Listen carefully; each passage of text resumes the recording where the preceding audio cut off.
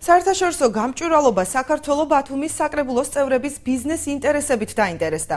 ორგანიზაციამ დღეს სხვადასხვა კერძო კომპანიაში მათი ფინანსური მდგომარეობის შესახებ მომზადებული ანგარიში გაასაჯაროვა. ნუკრი დოლიძე, ბესარიონ ჭოხონელიძე, თამას გორგილაძე, გიორგი გაბაიძე, ვაჟა ვერულიძე, მამული ჟღენტი. ეს პირები ბათუმის წარმომადგენლობითი ორგანოს დეპუტატები არიან პარტიული ან დამოუკიდებელი კვოტით და მათ სხვადასხვა კომპანიის სახელით თვითმმართველობის მიერ გამოცხადებულ ტენდერებში ყველაზე მეტი მოგება მიიღეს.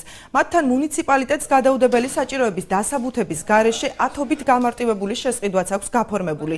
საერთაშორისო გამჭვირვალობა საქართველოს ყურადღებას იმ კატეგორიის ადამიანთა წრის გაფართოების აუცილებლობაზეც ამახვილებს, რომლებსაც ქონებრივი დეკლარაციის შევსება დაევალება. მერიას კი მოუწოდებს გამარტივებული შესყიდვა მხოლოდ უკიდურესი საჭიროებისას გამოიყენოს.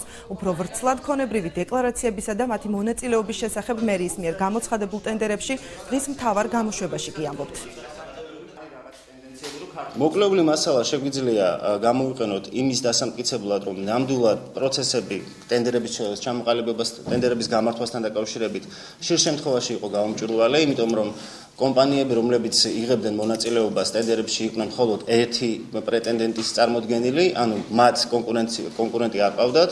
ბათუმის საკრებულომ წლების განმავლობაში ჩამოაყალიბა პრაქტიკა, როცა გამარტივებულ შესყიდვებს აფორმებდა იმ კომპანიებთან, სადაც წილებს ფლობდნენ ბათუმის საკრებულოს წევრები, რაც ბუნებრივი აჩენს კითხვას კორუფციასთან დაკავშირებით. საუბარია 6 დეპუტატზე, რომელთაც პირდაპირ კავშირი აქვთ კომპანიებთან, რომლებიც იმარჯვებდნენ ტენდერებში და ასევე მათ კომპანიებთან ფორმდებოდა გამარტივებული შესყიდვის ხელშეკრულებები და საუბარია მილიონობით ლარზე.